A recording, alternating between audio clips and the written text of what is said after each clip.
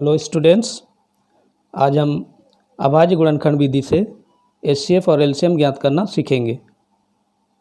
क्योंकि मैंने इस टॉपिक को लेकर काफ़ी छोटा वीडियो बनाया है और कोशिश किया है कि कम से कम टाइम में आप इसे कंप्लीट कर लें या रिवाइज कर लें ताकि हम आगे के चैप्टर्स को स्टार्ट कर सकें। जैसा कि आप जानते हैं स्टूडेंट्स कि एचसीएफ और एलसीएम ज्ञात करने के लिए सबसे पहले दी गई संख्याओं को बारी बारी से हम अभाज्य गुणनखंडों में बदलते हैं। फिर कॉमन प्राइम फैक्टर्स या उभयनिष्ठ अभाज्य उभयनिष्ठ गुणनखंडों को चेक करते हैं। एचसीएफ के लिए छोटी से छोटी घात के अभाज्य गुणनखंडों के गुणनफल को हम लेते हैं और एलसीएम के लिए बड़ी से बड़ी घात वाली अभाज्य गुणनखंडों का गुणनफल लेते हैं। हमने इसे सॉल्व कर लिया है आपके लिए। आइए इसे बारीकी से समझें और रिवाइज कर लें। सो स्टूडेंट्स, जैसा कि आप स्क्रीन पर देख पा रहे हैं, पूर्णांकों के निम्नलिखित युग्मों के एचसीएफ और एलसीएम ज्ञात करें। काफ़ी सरल है। सबसे पहले दी गई संख्याओं का हम अभाज्य गुणनखंड कर लेते हैं। 26 का गुणनखंड 2 से हम स्टार्ट करेंगे। सम संख्या 2 एकम 2, 2 तिया 6। 13 एक अभाज्य संख्या है, उसी से विभाजित होगी। 13 एकम 13। 91 7 से विभाजित होगी। 7 एकम 7, 7 तिया 21। 13 एकम 13। दोनों के अभाज्य गुणनखंडों को हम इस तरह से लिखेंगे। 26 के गुणनखंडों को 2 गुना 13 और 91 के गुणनखंडों को 7 गुना 13। अब हम यह देखेंगे कि दोनों में उभयनिष्ठ गुणनखंड कौन से हैं। स्पष्ट रूप से दोनों का उभयनिष्ठ गुणनखंड 13 है और यही हमारा कॉमन फैक्टर दोनों का एचसीएफ है। एलसीएम के लिए हम दोनों के अभाज्य गुणनखंडों में सबसे बड़ी घात को चेक करेंगे। क्योंकि यहाँ 2 अपने आप में बड़ी घात है, 7 भी अपने आप में बड़ी घात है, 1 है, और 13 जो कॉमन है दोनों में, उसकी भी बड़ी घात 1 है। अतः हम एलसीएम के लिए 2 गुना 7 गुना 13 लिखेंगे और उनका गुणनफल ही हमारा एचसीएफ होगा। हमने यहाँ गुना करके निकाला है 182 या 182। यही हमारा आंसर है।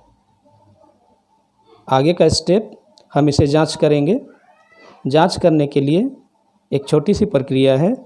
दी गई संख्याओं का गुणनफल और एचसीएफ और एलसीएम का गुणनफल दोनों तरफ का मान बराबर हो तो हमारा जो एचसीएफ और एलसीएम वो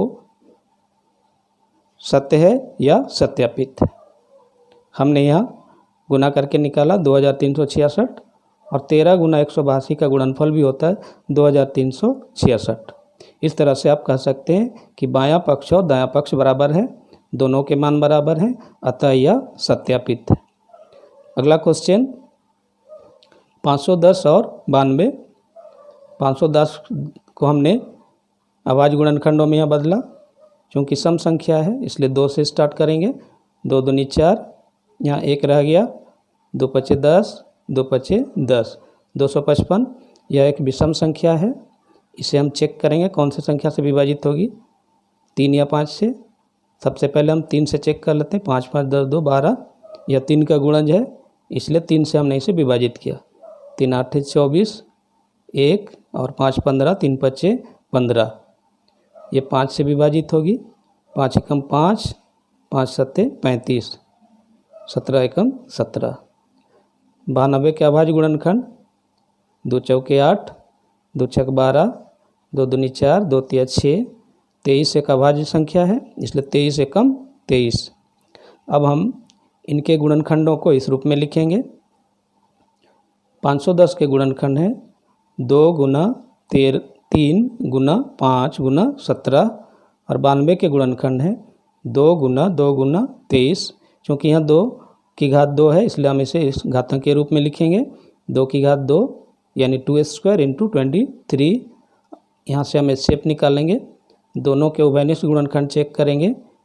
यहाँ दोनों के उभयनिष्ठ गुणनखंड में 2 केवल 2 ही है, इसलिए 510 और 92 का एचसीएफ या महत्तम समापवर्तक 2 है। एलसीएम के लिए हम सबसे बड़ी घात को चुनेंगे क्योंकि यहाँ सबसे छोटी अभाज्य संख्या है 2 और उसकी बड़ी घात है 2, इसलिए हम इसे यहाँ लिखेंगे 2 की घात 2। फिर हम 3 की घात 1 है 3 लिखेंगे, 5, 17 और 23 सबका गुणनफल ही हमारा एलसीएम होगा जो 23,460 है। इसकी जांच भी उसी तरह करेंगे जैसा हमने पहले किया। दी गई संख्याओं का गुणनफल और एचसीएफ और एलसीएम का गुणनफल दोनों अगर बराबर है तो हमारा ये आंसर सही है या सत्यापित है। तो स्टूडेंट्स, ये बहुत ही सरल और आसान सा आंसर आप सी नंबर में 2 नंबर्स हैं 336 और 54। ये भी बहुत सरल तरीके से हमने इसे गुणनखंड करके दिखाया आपके लिए।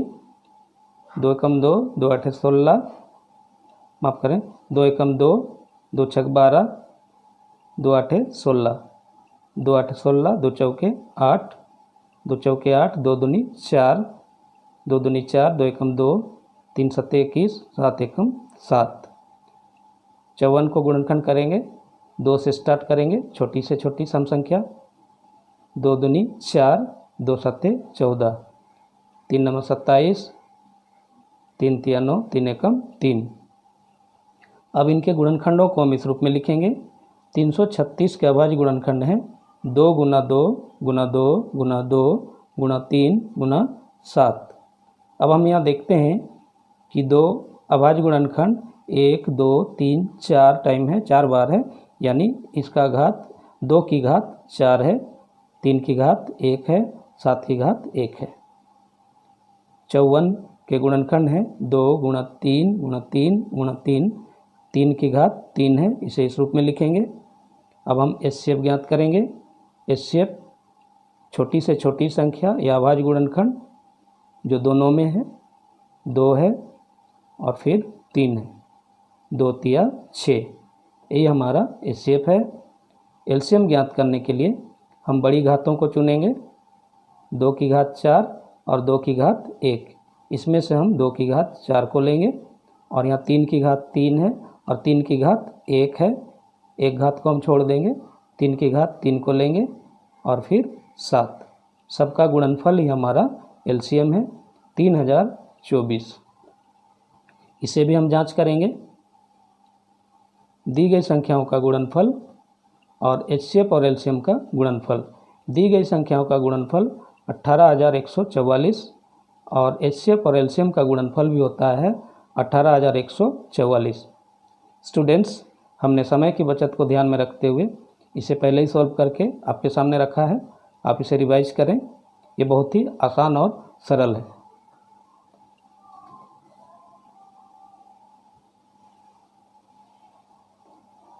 अगला क्वेश्चन आपके सामने, अभाज्य गुणनखंड विधि द्वारा गुणांकों के एचसीएफ और एलसीएम या एचसीएफ तथा एलसीएम।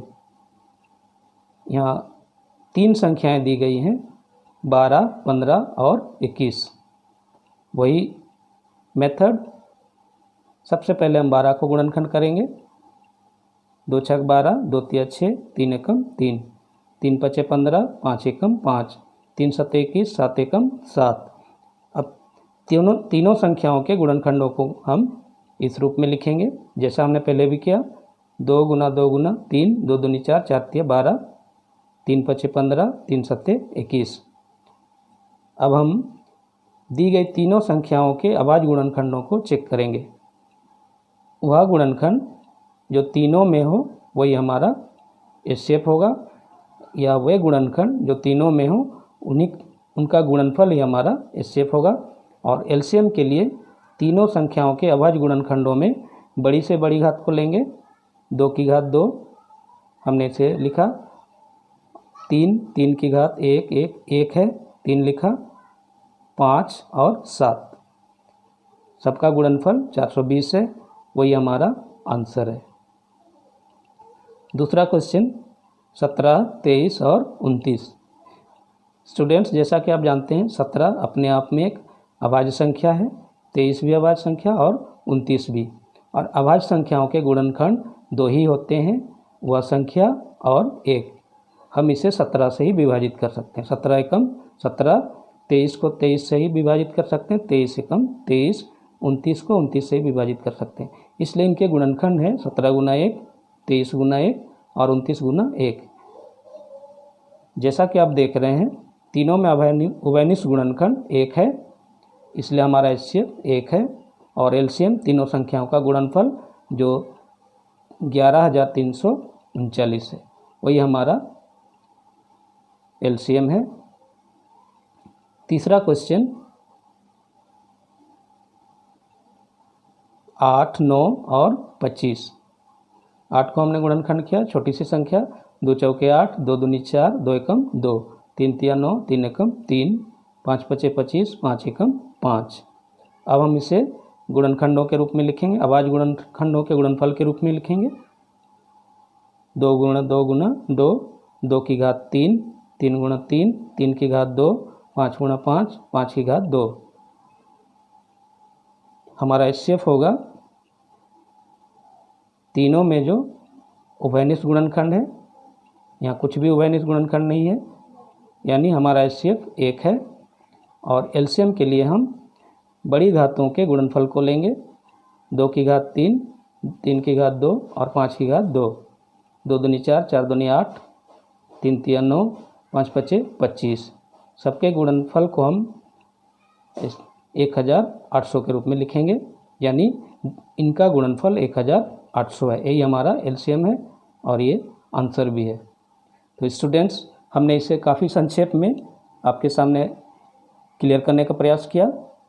जहाँ भी डाउट्स हो या किसी तरह की कोई समस्या हो, आप कमेंट करें, हम इसे कंप्लीट सॉल्यूशन के साथ आपके सामने वीडियो बनाएंगे, आपके लिए वीडियो बनाएंगे। लेकिन हमें पूरी उम्मीद है आपके लिए बहुत आसान और सिंपल सा टॉपिक है, आप इसे खुद से कंप्लीट कर लेंगे और रिवाइज कर लेंगे।